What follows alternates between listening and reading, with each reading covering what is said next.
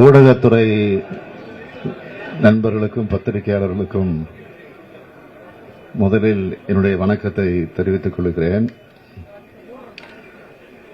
அரசு பயணமாக நான் அமெரிக்கா செல்கிறேன். தமிழ்நாட்டுக்கான தொழில் முதலீடுகளை ஈர்த்துவிட்டு வருகிற செப்டம்பர் 14 அன்று திரும்பி வருகிற மாதிரி என்னுடைய பயணம் திட்டமிடப்பட்டிருக்கு. முதலீடுகளை ஈர்க்க இது போன்ற பயணங்களை நான் தொடர்ந்து மேற்கொண்டு வருகிறேன் என்பது உங்கள் அனைவருக்கும் நன்றாக தெரியும். ஏற்கனவே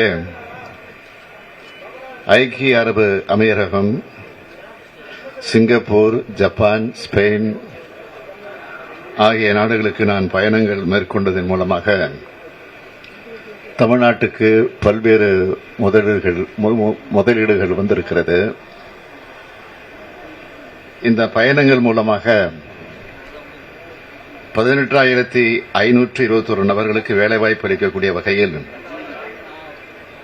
10,882 கோடி ரூபாய் மதிப்பிலான 17 புரிந்துணர்வு ஒப்பந்தங்கள் போடப்பட்டுச்சு.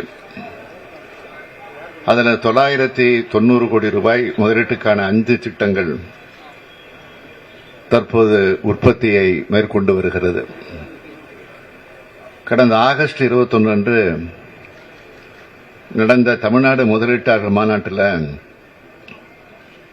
இந்த 5 திட்டங்களில் சிங்கப்பூரை சேர்ந்த ஹைபி நிறுவன திட்டத்தையும் ஜப்பானின் ஓம்ரான் நிறுவனத்தினுடைய திட்டத்தையும் நான் தொடங்கி வச்சேன். இந்த 2 நிறுவனங்களோட திட்டங்களோட மட்டும் 1,538 நபர்களுக்கு வேலைவாய்ப்பு உருவாக்கப்பட்டிருக்கிறது. 3,540 கோடி ரூபாய் மதிப்பிலான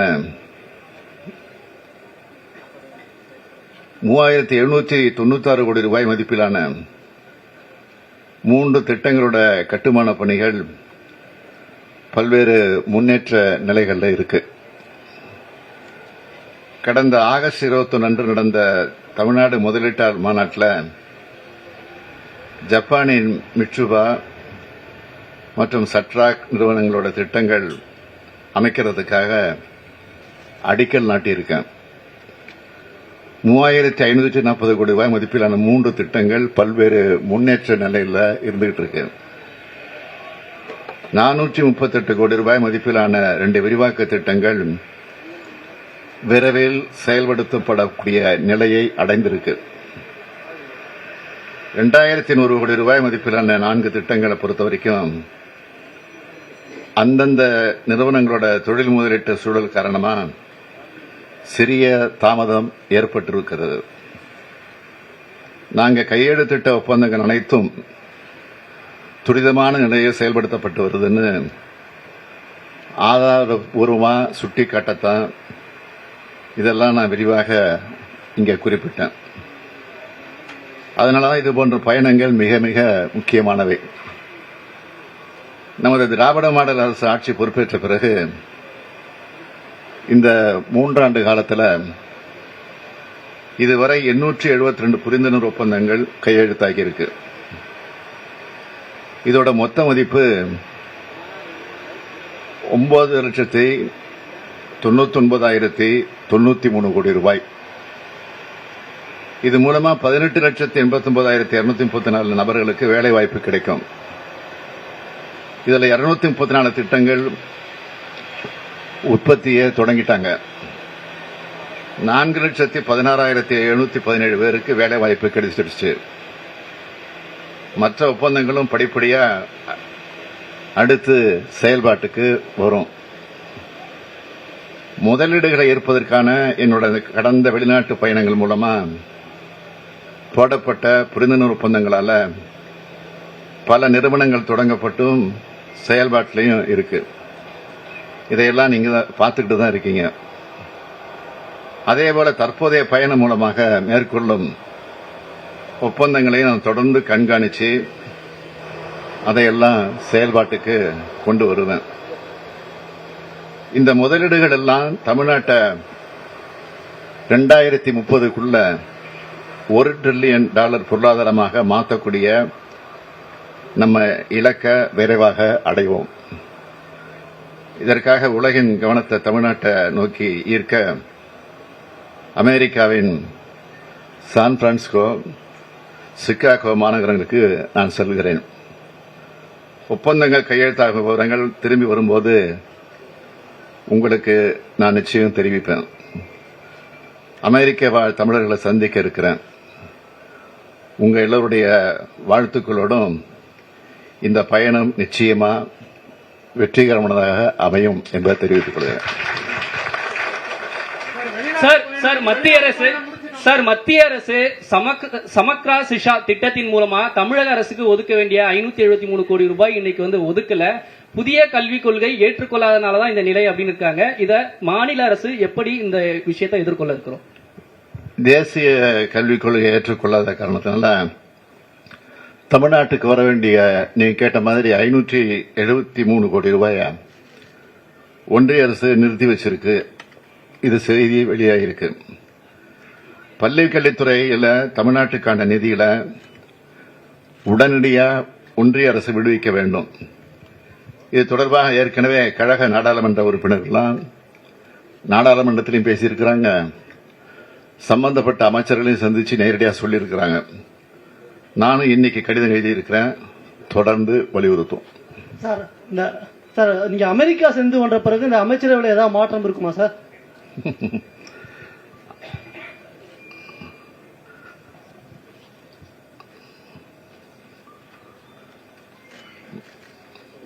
மாறுதல் ஒன்றுதான் மாறாதது.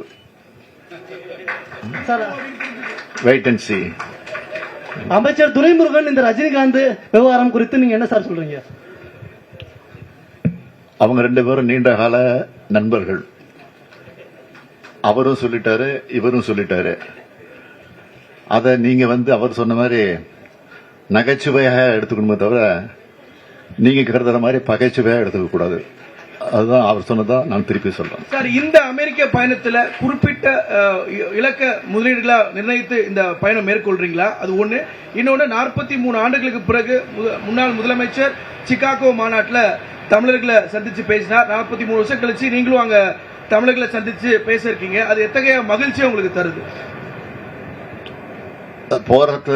போற காரியம் நிச்சயமாக வெற்றியடையும் நம்பிக்கை எனக்கு இருக்கு. முதலீட்டாளர்கள் பொறுத்தவரை போட்டி போட்டுக்கொண்டு என்னை சந்திக்கணும். தமிழ்நாட்டுக்கு நாங்க அதை செய்ய போறோம், இதை செய்ய போறோம்னு அவங்க டைம் கேட்டிருக்கிறாங்க.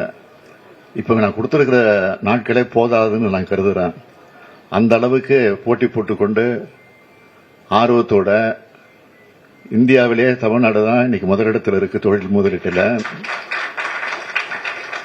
அதை தமிழ்நாட்டில் இருக்கிறவங்க சொல்றாங்களா இல்லையா, வெளிநாட்டில் இருக்கிறவங்க சொல்றாங்க. நிச்சயமா நீங்க நினைக்கிற மாதிரி நடக்கும்.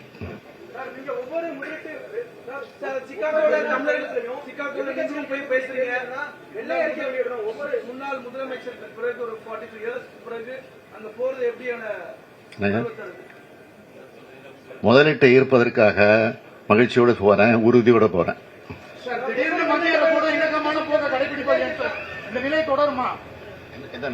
மத்திய அரசுடன் திடீர்னு இணக்கமான போக்கு இருக்கு. இந்த நிலை தொடருமா? என்ன இணக்கமான நிலை? பொதுவாகவே இந்த நாணய வெளியீட்டு இல்லாம இருக்கட்டும், அதுக்கப்புறம் அது உங்களுடைய எண்ணமா இருக்கலாமே தவிர நாணய வெளியீட்டு மத்திய அரசுடைய பொறுப்பு. இது அவங்களுடைய அனுமதியோட தான் வெளியிடுறது.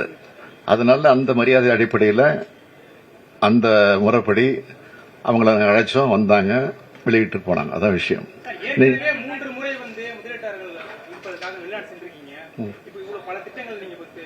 அதான் அதுல என்னென்ன லாபம், என்னென்ன முதலீடு ஈர்த்திருக்கிறோம் சொல்லியிருக்கோம், எத்தனை பேர் வேலை கொடுத்துருக்கோம் சொல்லியிருக்கிறோம். அதே மாதிரி இன்னும் என்னென்ன நடந்துகிட்டு இருக்குன்னு சொல்றோம். இப்ப என்னென்ன பணிகள் நடந்துட்டு இருக்கு தெளிவா சொன்னேன் உங்கள்கிட்ட. இல்லங்க,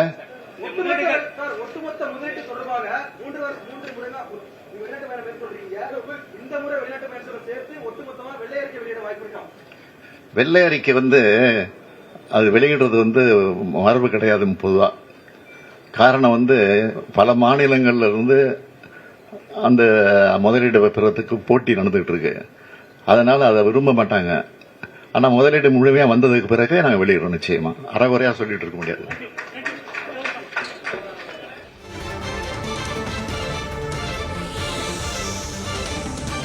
பதினேழு நாட்கள் அரசுமுறை பயணமாக அமெரிக்கா செல்வதாக முதலமைச்சர் குறிப்பிட்டிருக்கிறார். தமிழகத்திற்கு பல்வேறு முதலீடுகளை ஈர்ப்பதற்காக அமெரிக்கா புறப்பட்டுச் செல்வதாக அவர் குறிப்பிட்டிருக்கிறார். வெளிநாட்டு பயணங்கள் மூலமாக கோடிக்கணக்கான ரூபாய் நிதி தமிழ்நாட்டிற்கு வந்திருப்பதாகவும் அவர் தெரிவித்திருக்கிறார். 3 ஆண்டுகளில் 872 ஒப்பந்தங்கள் கையெழுத்தாகியிருப்பதாகவும் 18 லட்சம் பேருக்கு வேலைவாய்ப்பு கிடைப்பதற்காகவும் முதலமைச்சர் தெரிவித்திருக்கிறார். சிறிய இடைவேளைக்கு பிறகு நேர்பட பேசுகிறோம்.